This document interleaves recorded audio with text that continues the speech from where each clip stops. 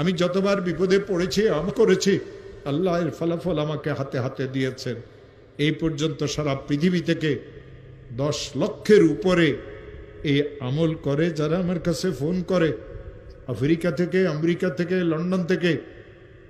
9 লক্ষের উপরে তো মানুষেরা এই আমলের শেয়ার করেছে।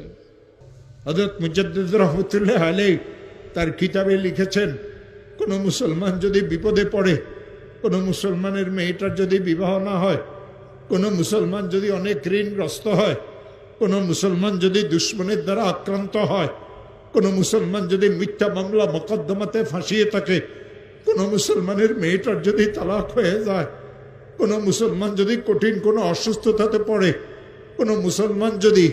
এমন কোনো বিপদে পড়ে যে বিপদ থেকে উদ্ধারের কোনো রাস্তা নেই, ওই মুসলমান যদি আমলটা করে 499 প্রথমে 100